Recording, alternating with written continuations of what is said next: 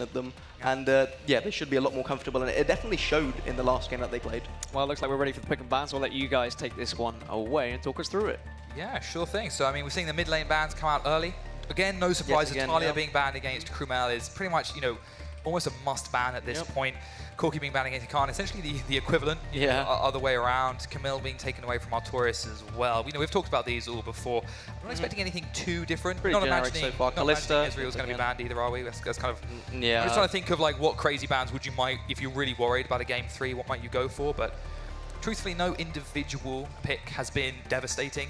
You know, we've said as well, there's been 4 kind of drafts, so nothing in particular that I'm, you know. Probably expecting the Rakan to be either taken away or picked up. We've spoken about this a lot. Very, very solid pick. exceL are probably going to look to pick it up, so they'll maybe go for a different, Elise, jungle ban, Nutri. A lot of early pressure last game with the Elise. Still leaves open the Lee Sin for Taxa, which is something I'm excited to see. Yeah. I knew he'd been playing it, spamming it a bit in solo queue, but something that perhaps, you know, I wasn't sure about, especially when you play it on stage. It seemed to go pretty well. But this is surely a Rakan first pick once again. Yeah, it should be. nerdRage banning out the Tristana. They want to shut down that siege completely. Do not want to face that one again. And understandable too, because that was the composition that worked so well for exceL. But okay, what a surprise. Very standard. We've seen it before, which in turn means that Xayah then will have to be picked up for nerdRage. And if you're going with the Xayah, you can either take yourself one of the Ardent supports if you really need to, but you can always go for something of higher priority. Yeah, maybe a Morgana or a Xayah would be a very good pick here. Yeah, so they're going for the Jarvan flex pick yet again, and the Xayah take it away to deny the Xayah Rakan combo. This Jarvan priority that we've seen now, is it 3 times in a row? Well, this is this being the 3rd time in a row that Artorias is, you know, well, not Artorias, I guess, has tunnel vision of this Jarvan. Is that something we anticipated, honestly, looking into this? Yeah, definitely. Jarvan's sort of been first priority for a very, very long time now. Just the flexibility that he offers to a team, you don't really know where he's going to go. He could go top lane, he could go jungle, and he's such a strong early game jungler that he's just capable to put on so much pressure and take the game by storm very quickly. Makes a lot of sense. Ashe being picked up, looking for a bit of a pick comp. I'm liking it already. exceL. Well, it's the engage that they need, you know, especially when you're playing at sort of this level, to being able to hard engage on your opponent is so useful, because, you know, typically people do miss position. Scenarios like that do happen, and Sejuani just coupling with this as well. And now another long distance away to force team fights. There's the Morgana being taken away. also being a phenomenally tanky champion helps greatly when it comes to the team fights. Ashe isn't very favorable against the Xayah, because Xayah has that Feather Storm to deny the disengage, and with the Black Shield as well, it's going to be pretty hard to get a Enchanted Crystal Arrow engage here.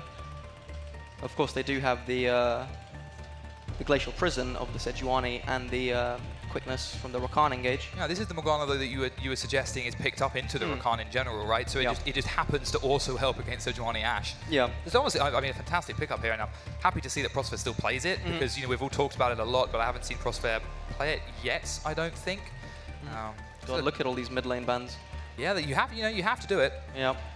Mid lane obviously being one of the most dominant positions on the map anyways, and then these two, arguably, I mean, I remember Nutri said that Khan was their sort of number one player. I think a lot of people might say the same about exceL for exceL, so no surprise that all the mid lane bans are coming out. I'm going to take a Syndra away here. Yeah, Syndra is the last to be banned.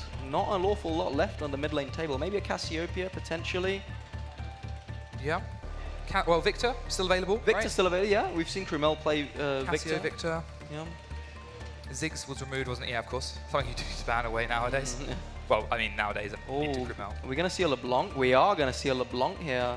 That's been banned a lot against exceL, sort of historically, at least in the first few months of the Premiership, but something that has clearly fallen through a little bit. Very hard to pull off, though. Yeah, right? very, very snowbally assassin in the mid lane coming out from the nerdRage lineup.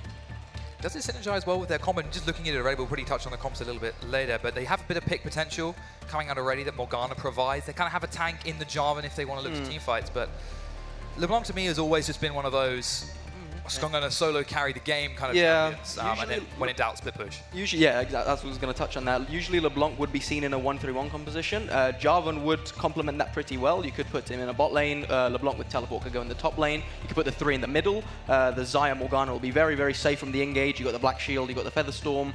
they're going to prevent getting engaged on very easily, and you're going to let the LeBlanc and the Jarvan do a lot of work in the side lanes, unless, of course, the Jarvan is jungle, in which case nerdRage would opt for a better split pusher than Jarvan, which we have... Who would you take into Gnar there, though? I mean, Fiora? Yeah, Fiora. I mean, that's locked in right there, yeah. So Fiora recently just got buffed, right? Like, movement speed on her ult got increased, but typically a lot of people are concerned that Bramble Vest shuts her down completely because, you know, it's armor and then it also reduces the passive from her healing. Yeah. So would you guys say that this is more of a well-rounded draft then? It doesn't seem like there's as many surprises coming in from either team. Is it one of those, game 3, we need to be serious, we can't go for any risks kind of situations, Scudzy? That's a bit more what it seems like. Yeah, nerdRage actually opting for the 1-3-1 composition, which we've not actually seen being played this series, so we're going to see how they're going to deal with that. Usually, the 1-3-1's harder to play than a teamfight comp, because it's not really... Because exceL have sort of just pushed the button to go in, Enchanted Crystal Arrow, Sejuani ult, and just go, try and engage with the nerdRage lineup, and they're going to have to communicate very, very well with Artorias and Kakan into the side lanes, and they're going to have to give each other pressure. Yeah, I mean, contrast that with the exceL's, you know, composition here, which is just one piece of your CC hits, the rest gets layered on, you force a team fight, and you end the game. You know, nerdRage's comp is going to be completely about avoiding that, looking for those split pushes, and honestly, it's going to be a lot harder to execute, you know, absolutely. I mean, I think everyone would agree that a 1-3-1 is probably one of the hardest comps to successfully get away with, but if you do, it is sort of a work of art, because you just avoid fights wherever you go. They try and engage them, you take a tower somewhere else, they move to, you know, you very annoying to play against. And it's beautiful to watch, but honestly, it's so hard to pull off. nerdRage, though, they certainly have the experience to be able to do it. Yeah. So game 3, I'm going to have to push you for some final predictions then. Scudzy, who do you think is going to take this game and move on to the grand final? Honestly... No, you can lie if you really want. I mean, up to you. I actually like the nerdRage lineup a lot better here. The nerdRage team composition is a lot better, so we're going to see how exceL is going to deal against this. Quick prediction from you? Yeah, I'm going to go with exceL because I think their comp is so easy to get away with that, you know, one piece of CC lands, game over. Well, game 3 is just about ready, so it's time that our casters, Jaws and exCalendril, take it away. Thank you very much, Dan. Once again, game number 3. Here we go. It's all on the line. Who will make it to the grand final later on this evening to face either M&M or Singularity? We'll set exceL's comp. One CC lands, the whole bunch of it lands as well. But nerdRage, look at the pressure they've got on each one of those lanes. We're finally seeing that Fiora and LeBlanc come out. Yeah, I mean, this is just every single lane is a damage threat as this game progresses. If nerdRage can do what they do best, which is get off from that laning phase, early jungle pressure by Nutri resulting in some advantageous positions picked up for both Artorias, bot lane, and obviously also Kakan, the standout player for nerdRage so far, they can transition into a 1-3-1 very easily. Now, if exceL can keep things level, they can steady the boat. What is really good into 1-3-1 compositions is teamfight compositions with hard engage, and well, exceL have that in bountiful amounts. They've got the Ash Arrow, they've got the Sejuani, they've got a whole host of things, including Orcs, the Playmaker, who has stepped up to that Playmaker role on this Rakan. This is a massive swings and roundabout games, and it's going to be decided in the first 15 minutes. If in the first 15 minutes nerdRage pop off, we've got a Fiora who's ahead, we've got a LeBlanc who's ahead, they will split push the hell out of exceL, and exceL will not be able to cope. If exceL can keep it steady, get towards team fights, get towards skirmishes, they have the better team fight composition in absolute miles. It's going to be such a swing game. That's a scary prospect that Orcs has that Rakan back. Game number 1 was so dominant from them. Their turret pushing potential composition was just too much for nerdRage to bear. And now he's got it again. And then to layer on top of it, you've got Glacial Prison, you've got the Gnar ultimate, you've got even Chaos Storm mixed with the Gravity Field as well. Long range engage, short range engage, they got everything. Although Shikari's got a little bit of everything as well. Han's going to find the chains. Flashing straight away. That's really dangerous coming up against the Fiora matchup. Yeah, absolutely, especially with Jarvan from the jungle. Remember, when you're playing into these kind of split push pressure lanes, you want your laner to do well, you want your laner to get ahead. Nutri now knows there's an easy target for Shikari in the first 5 minutes of this game. And he'll look to put pressure there. Inax going in. Grand entrance straight down to Crossberries. A lot of trouble. Does it get ignited as well? Inax don't want to blow the summoners. Ooh. Jumping into a brief pause as Krumau was knocked airborne by Nutri. Well, Whoops. Didn't look good for Krumel. That was a very cheesy Jarvan gank, by the way. Level 2. It's something that you do see when Jarvan start red buff. They go for a level 2 gank quite often. LeBlanc with the chains as well did start it, so that's an added layer of CC. You're forced to then blow a summoner to try and get out. Well, he'll have to blow a summoner for sure. I wonder whether he's going to wait for the chains to land, cleanse, and then flash, because there isn't really the chain burst damage coming out from LeBlanc. She doesn't yet have another ability, I think, to chain that chain to get her passive off. So yeah, the 2 chains. But she doesn't have the ability to proc that sigil. So we'll see. We'll see. I think he'll be able to cleanse it out and then either just flash away or whatever. But this is a very cheesy Jarvan gank. I think it worked very well with the fact that Krumel, the Kakan did take the chains early on, meaning that there was that kill pressure at level 2. Now, Sejuani can't really punish that easily, though. Whether he just goes straight to Nutri's blue buff, he did start on the bottom side of the jungle. There is that potential for him to run straight into Nutri's blue buff and take it. He'll have to look to do some punishing, because you do want to try and punish level 2 ganks. LeBlanc's notoriously hard to gank as well. She's got so much mobility. As soon as she hits that level 3, you can imagine she's going to take Shatter Orb level 2. As soon as she has Distortion, I said, no, go. And Victor is synonymous for knowing, synonymous for having to go back at about 2,500 gold in order to get that first upgrade on the Hex score. Music's pretty disco-y and DJ back here. Victor is one of those carries in the mid lane that's a little bit like Orianna. If you can burn the summoners early, he becomes a giant painted target for the jungler in a high kill pressure lane like a lane with LeBlanc. So Krumel, who has been really put pressure under this series, Krumel has been struggling in the mid lane. If he burns his flash now, he's going to have to play such a safe lane. I mean, he's almost done so in some ways, because if LeBlanc gets the advantage where she can take aggressive positions and not be punished for it, she will just look for every opportunity she can to get damage down. He's literally writing up his Dunzo manifesto as soon as those 2 summoner spells get burned. But they still have the out of this Ashe, this all-in engagement. He can just be that backup damage. He's not going to be too much of a, not maybe too much of a threat as he'd want to be on the backline if he does get behind the LeBlanc. But the thing is, nerdRage can respond to that with this 1-3-1. They did touch onto the desk. LeBlanc very good at doing so with that wave clip. And Nutri is so good at early pressure in the jungle, and something that Taxa just hasn't been on the same level on over this series. If they can get early pressure translating into lane advantages, they can very quickly switch to a 1-3-1. They can split push for days, and exceL will not be able to answer. The way that exceL do answer is by forcing a team fight with the Ashe ultimates, with the Sejuani ultimates, and then trying to get sort of a 4 versus 3 or a 5 versus 3 win in the mid lane. That sometimes can be difficult to do through summoner spells. You know, Morgana Black Shield as well, massive pickup for them. It's going to be difficult for exceL to find these engages. And Morgana Black Shield is a really, really good pick into an Ashe Arrow, because the Ashe Arrow single targets, you know, someone out, and then if you've got good reactions, you can always Black Shield them through that Ashe Arrow. Again, we'll see. I think the way that nerdRage have been playing the early game, it favors them to have this kind of composition, because their early game has been so good every single time. exceL need to pull out something special to not get flattened by Nutri's early jungle pressure, because they have been almost every time. And if it's not Nutri's early jungle pressure, it's Kakan popping off. Kakan is on a very crucial, integral part of this nerdRage composition, and if he does well here, nerdRage do well. Problem is, I'm looking at the top lane right now. This Fiora recently changed, did get her nerf reverted. Oh, there you go. That's what happened. He flash cleanse, or cleanse flashed even out of the gank. We are back into game, ladies and gentlemen. So we are into this game number 3, very integral. But the problem is right now, Krumel forced to blow those potions, having to back off against Kakan, full HP, even level 2 as well. So you can already see where Nutri's advantages lie. Oh wow, that's an early flash as well. Orcs doing such a good job. In fact, Orcs and Prosfed, both 2 massive playmaking supports that want to make things happen in the early game, and they're doing just that. Shikari's having a bit of a quieter time this time round. His flash has, I think that must be a bug, because his flash is definitely not on cooldown. He used it very early on, so he's still off cooldown, his flash. Yeah, Shikari's flash will be off. Will be on cooldown still. Yep, that's correct. Certain that's a bug.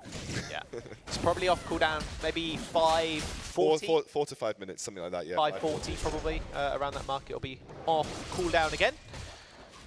Then when he uses it, it'll show up hopefully. Now, Kakan has started this corrupting potion in this lane versus Krumel, which is quite interesting. Just want to subvert a lot of that trading potential that Victor does have in the early game, but with that teleport, does allow him to go back to lane rather sharpish. Krumel almost forced here to go that cleanse against the LeBlanc chains. Because, again, the CC isn't amazing from people like Fiora. Morgana, obviously, yes. But realistically, the laning phase is where he really wants to be able to step up because he won't have this team-wide protection of Shikari, of Taxa as well, and even of Orcs. That force of taking that cleanse leaves you with a teleport down. Kakan has dodged straight out. We spoke about it a little bit. Distortion, so good, getting out of those early cheeky ganks. If I were Taxa, I would be saying bot lane is where I want to start to snowball, because I know that if Inax gets ahead, use that Ash Arrow over and over again. Inax was a massive carry for us in the first game. We're not going to get ganks into LeBlanc because it's Sejuani, you're just too slow. It'll be difficult pre-6 especially to take out Artorias with this this Gnar. If I were Taxa and I wanted to get early game pressure down, especially with Infernal Drake being a key component here, I'd be saying bot lane's where I want to be. Taxa looking bot right now. Crossfair's very, very low. He is going to step on a ward though, but it doesn't matter. There's the flash from Taxa. Hedge in a lot of trouble. Heal has been used, but the stun comes through. Inax finds the first blood yet again. Wait a second. Crossfair. Oh, no, he's fine. Yeah. Oh, he doesn't have flash either. Burning away. I don't think he's got flash either. Orcs. No, he does not. No, Prosfair doesn't either. He burnt it early on. Oh, Crossfair. Yeah. That's great. So, little visual bug. Yeah. So that's why I was thinking maybe they were going to go in. Like, Inax has all of his summoners up. He might have been able to go in onto Prosfair there, but the binding being down, it's not so much of an issue to tower dive and Morgana, but didn't want to take that risk. Again, final game of a series, there's no point taking those kinds of risks. Nice champion. Nice champion, LeBlanc. Crumel. Jack's got a PTSD. You know what? Every time, solo queue, just ban it. Just ban it every single game. 10 ban system now. You're allowed to do that. I'm going to give credit, by the way, to Riot on how they formulated that 10-ban system in solo queue. Oh, I thought you were going to say, got to give credit to Riot to give LeBlanc insane wave clear like Rise and also do loads of burst damage.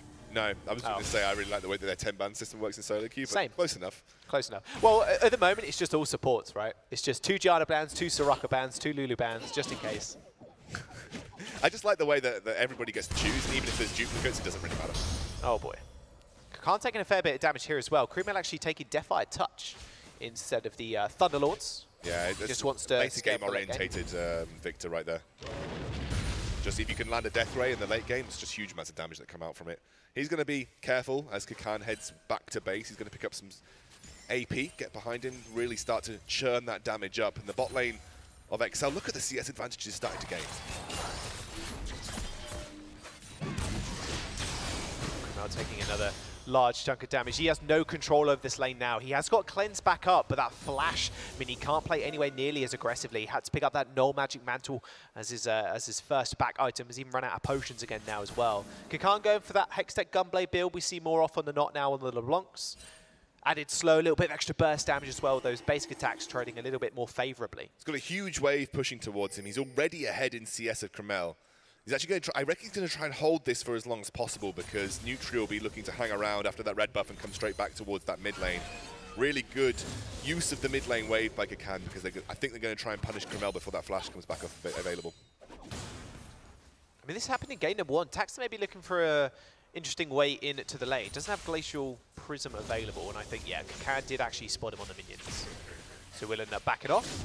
But the pressure was there, so it does lead Crumel to actually get at least some of that wave. I like this. They know that the Nutri's likely going to be on his topside jungle. There's no vision control of the Infernal Drake here for nerdRage. Are you going to die, Nutri? Are you going to be able to take that? Oh, one more hit. Oh! Oh, duel to the death. Nutri got the red buff, though. Not quite broken shot. It's all good. It was close. Infernal Drake being taken, though. exceL, really smart maneuvers that will help just bolster their early game. Especially with someone like Inax on this Ashe with First Blood. Hedge has already fallen behind. Double longsword versus the BF sword. Yeah, and he was a little bit behind in CS, but the big commit to the Infernal Drakes allowed him to catch back up for this moment in time. The real problem for me is now Crumel again. Kakan on this mid lane matchup starting to have the advantage. He's really controlling the wave, starving Crumel out. Crumel's going to have to step up for that siege minion you feel, but man, every solo lane for exceL not really doing... I don't know about that. Artorias is taking a lot of damage. It wasn't like that until just a second ago. Yeah, finally he does have Grand Challenge, but Shikari is near Mega Gnar, so didn't really want to trade into that all too quickly. Nutri and Kakan, though, are making their way towards this top side. They know Shikari isn't in that Mega Gnar forever. However, Shikari being very clever and actually warding out his little tri-brush, will they be able to spot any advances, although Nutri and Kakan just spotting him over the wall. Blue buff steal here, potentially. They should be able to smite this away. Yeah. Future finds the smite, taking away that blue buff away from a Victor as well. It's pretty big. Absolutely. There was moves for exceL to put vision in the enemy blue side jungle. Wait a second, Kakan. Speaking of Victor, there goes his health. Double Shatter Orb plus the chains, just end half of his life. Did go back and buy 4 potions, by the way. Was like, I'm not dying today. Something's happened here to allow a massive bot lane basically desert. They deserted the bot lane, did Inax and Orcs. Now they're going to head back down towards there. Been a massive lapse in pressure now, and Hedge and Prosper have been able to catch up and keep themselves on par. Again, I think because these solo lanes are really playing into nerdRage's favor right now. They've got CS advantages in both of them. Minor CS advantage in the top lane, but CS advantage nonetheless. Artorias now starting to struggle. Yeah, he will struggle a fair bit, especially when Shikari's nearing that Mega Knight. Does have a challenge available. He's actually going to activate it. There's the Mega Knight stunned into the wall. He's going to riposte it perfectly. Throws a house, but it's not enough. Shikari jumps on him, finds the solo kill. Artorias had flash there. He let that happen. That's a win that I think Shikari needed, because exceL's mid lane was definitely struggling. Now having a solo laner take a small advantage is something that's going to give them a bit of a boost. And he's also going to get pressure onto this top lane tier 1. No teleport for Artorias either, and if exceL have been timing this correctly, Shikari will know that he has a small amount of time to work with on this top lane tier 1. This could be a lot of pressure going down. Fiora's got to run all the way back, and Shikari's got one big wave pushing towards him. He's going to try and get that minion wave onto the turret. And it's a lot of good damage going down here. That CS lead is opening up now as well. Artorias once again forced to go Ninja Tab Eyes up against Shikari's Gnar. It's been a time where he's actually got himself a carry now, but right at this very moment in time, this is not working out for him as well as he'd hoped. Krumel's starting to come online. Nutri actually in the bottom lane now. They're standing on a ward. They know. I think they're going to wait for Tax to get down. Is that ward? That ward is in the brush, right? 1 HP. It's in the brush, yeah. It's in the brush. It looks, yeah, it is, because it's slightly invisible. So it will be in the brush. Oh, Glacial Prism actually hit Kakan. Arrow's going to land as well. Krumel, there's the Chaos Storm. Taxa finds the kill. Arrow from downtown helps secure another kill for exceL. 3-0 on the board. Fantastically placed Arrow there. Artorias overstepping versus Shikari again. Does have flash though, remember. Doesn't have the grand challenge. Does riposte the last proc of Shikari's passive. Is going to look for the duel, though. They're in the 1v1. Victor is rotating up. Shikari getting excited. Mega Knight on the approach. He's just getting chunked out. He might not be able to get out of this. Yes, forced to flash. Shikari's going to flash after him. Mega Knight, the thwomp goes down. The house goes a little bit too far left, but still manages to connect. There was 2 kills in the bottom lane, though, however, as both Inax and Orcs do fall. That's a really good turnaround for Nutri and nerdRage in the bot lane now. They're going to look to put pressure on this bot lane tier 1, and it doesn't even look like Taxa is going to stick around. He did burn flash fairly recently to put pressure onto Kakan. They're going in on this bot lane tier 1. Taxa not able to commit to it right now. Inax and Orcs are down. They are having to just return to base. Shikari with the teleport isn't probably going to want to teleport to this turret, although he decides against it, actually. Against what I said, anyway, and actually just cancels the TP. Just to force them not to take that first tier 1 turret in the bottom lane. exceL let off so much pressure in the bot lane, Jaws. They really did. They had a huge advantage early on, but then they had to respond to some of that mid lane and top lane pressure that was going in favor of nerdRage. And Nutri did a really good move to try and level that pressure, because it felt like Inax and Orcs were going to start to run away with it. Looks like they're going to try and respond here. Taxa's ultimate coming off cooldown in the next few seconds. He's just going to clear the wave, take the wave for himself, going to push it up, looking to respond. Let's take a look at that. We'll get a replay. They basically caught them out, and it was just a really nicely timed gank. Nice Morgana bind set up by Prosper. Business as usual with the Jarvan. The push by Taxa now is basically trying to use 2 waves. They are going to try and counter push off the back of a back from the nerdRage roster and go for the first lane tier 1 in the bot lane. It looks like a rotate from Kakan is happening though. They're going to try and catch them off. Yeah, that first turret is going to fall. Yeah, Kakan couldn't really make a rotation, and that'll be a nice, just like exceL responded perfectly there. Just walked back into the lane. They knew nerdRage had to back at that moment in time. Just caught them off guard. Another turret goes, well, the first blood turret does go down to nerdRage. I feel like exceL, that was kind of facilitated by Taxa. Taxa started clearing the wave, and I was wondering whether he was just setting up a load of easy last hits, but he ended up taking them himself. Now, you could say jungle tax, but what he was really doing was just trying to get that wave shoving very early to allow exceL to respond to a back from nerdRage. Very good timing on that, and it looks like the dragon that is spawning soon is another Infernal. nerdRage are setting up for it at this point in time. They feel like they are more powerful. as Artorias also roams down. They've got a lot of pick potential. Also already spotted them. However, a Flag and Drag is going to land. Grand entrance out, but the Cataclysm's going to find him. Quickness to the Battle Dance. Can't quite find it. Now Tax is in the fray. So Shackles did come out, but Hedge is now going to find it in Axe. A lot of trouble. Featherstorm finds the route. Arrow does land, but it lands on the wrong target. Prospet's going to be able to pick up that kill. Kakan has joined the fight, but Taxa can't help his dead Eddie carry now. 2 members down for exceL. Will lead the Dragon to nerdRage. nerdRage do a really, really good job of just taking another pick in the exceL jungle. The bot lane again punished by some aggressive moves by newtRage. And that was because the summoners were burnt on that previous gank. They knew exactly where to hit exceL and hit them hard. And it's going to be an Infernal Drake going over to nerdRage and a response in turret for them as well. Suddenly nerdRage put themselves back on the map. Really nice turnaround from them. 3,000 gold about the 12-minute mark for exceL, and now it's turned completely around. They got that turret in the bottom lane. They got the Infernal Drake, and now swapping lanes. It's going to be it's going to lead to, you can imagine, to a 1-3-1 opening up. Replay coming in though. Yeah, basically newtRage just found that advantage, knew there was no summoners on both Orcs and EMX, so was able to commit a huge amount of gap closing potential. Hedge, I thought originally it was a mistake, but with the Featherstorm and then the route, found a perfect opportunity to isolate EMX 2. Taking out the bot lane gives you free pressure on the bot side of the map, and that allowed them to very easily take up that Infernal Drake, as well as getting a tier 1 in the bot lane also. So it was just newtRage knew how hard he could go there, capitalized on it really well. Swapped lanes they have. Artorias and Shikari are now in that bottom side.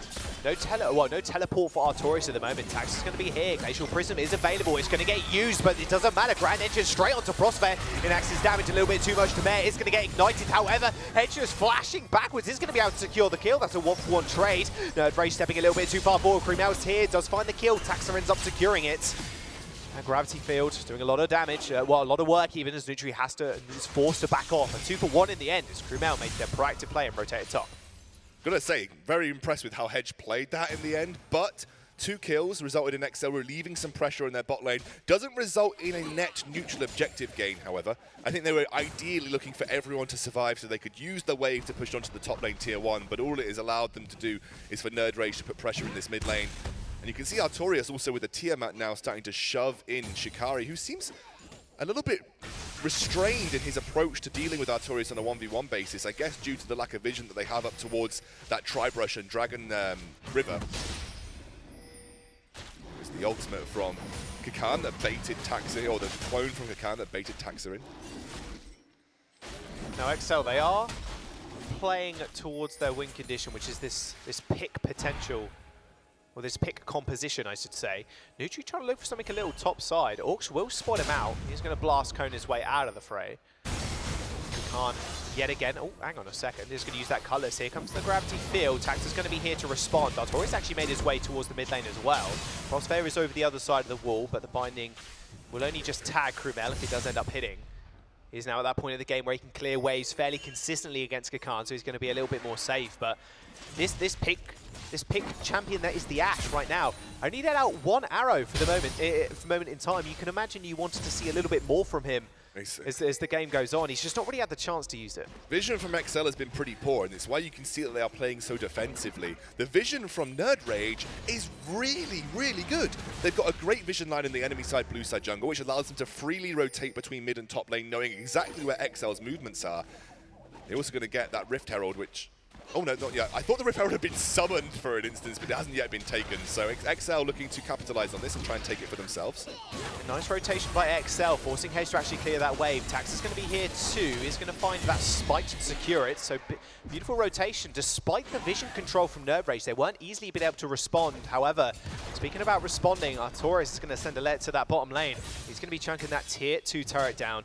There is a teleport from Shikari, so he can respond if he needs to, but he's actually just going to decide to walk. But now that does mean nerdRage are going to take that tier 1 in the mid. And they're going to take a tier 2 in the bot lane, and exceL don't seem in a hurry to try and stop this. And suddenly objectives are starting to open up. The map is opening up for this split push composition.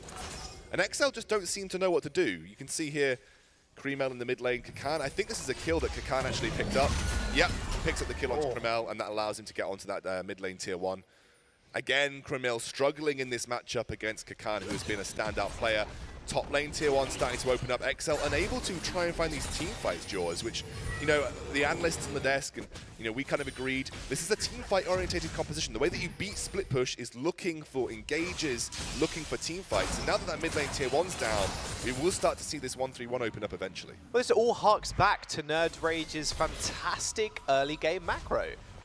They've shown it twice already that they can, regardless what Prosper picks, by the way, set up these early macro plays. Yeah, they lost the Rift Herald fine, but we're going to take 2 turrets. We're going to put Artorias in this split push role, which is what he loves doing on someone like a Fiora. That, yeah, he's a kill down, yes, but he is just building up slowly, picking up the Tiamat soon, and now going into maybe something like a Ravenous Hydra or Black Cleaver. It's going to be almost impossible to stop later. They've still got 2 teleports available.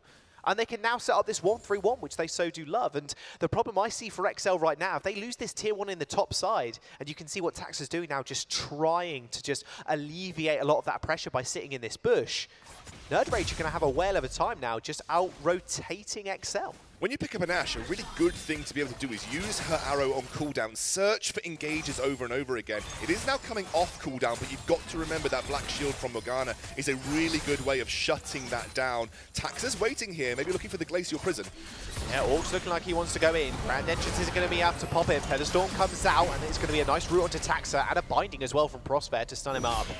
So the amount of disengage potential that bottom lane duo does have just proves too much for exceL, and they actually have to force to back off. However, they did save the Ashe ult and the Glacial Prism. Yeah, and the Spell Shield from Morgana still on cooldown for the moment. It's a very long cooldown at this point in time. Has picked up a QSS early from Hedge. I really like the QSS pickup for him because he knows how crucial he will be in these fights, and if he gets locked down by an Ashe Arrow, by a Sejuani ultimate, they'll be there to be able to stop it out. It's going to be the Dragon started up here for nerdRage, but that will be traded for a tier 1 in the top lane. So like for like in some instances, Cloud Drake often considered a lower priority.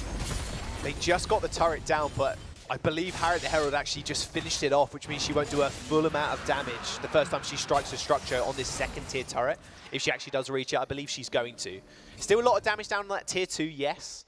They could have got a little bit more if they just hit the turret a little bit quicker. They got the Cloud Drake, but they have traded it for a turret. Where that's worth, I'm not sure, but right now, nerdRage, they still have those double teleports. Not making use of the 1-3-1 just yet. They're just firmly planting Kakan in this mid to just deal with Crewmail, who is stacking up a few items now. He will start to get out of control if they're not careful.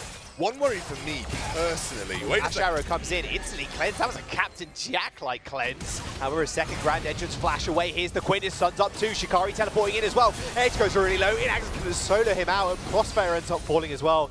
Taxa coming through.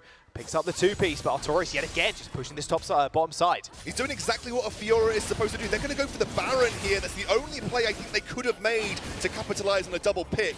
But it is going to be a moderately slow Baron, and LeBlanc is heading in. This is a very dangerous situation for Inax especially. Inax is very low. Nutri's here as well. Flag and Dragon and Cataclysm will sentence him to death. You can imagine he's getting all the shields. Chaos Storm is going to get used on Kakan, but almost getting chunked out. Kakan's very deadly, but not against Inax. Actually, flash from Inax is going to find the solo kill to Kakan. Here comes exceL still. Nutri's on the sidelines. Has to go for the flag, and Dragon gets instantly deleted. The smite comes early because he doesn't need it anymore. The 5-man Baron take is going to get traded here for a bottom tier 3 and almost the inhibitor. They find the Baron. They find 2 kills. They don't even actually lose the inhib in this process. But it's a lot of gold going back into Artorias' pocket as well as nerdRage. It's a great play by exceL, don't get me wrong. It was decisive. They needed to make a move off a massive commit to the top side of the map. And the only thing that you realistically commit to if you make that kind of play on the top side of the map is the Baron. But Artorias is doing what a Fiora is supposed to do and just split pushing like crazy. It's the one worry that I've had. Shikari has been very tempered in this game, and they are now waiting for him to overextend. I think looking to make an opening happen on this bot side. They haven't got the vision here, have exceL.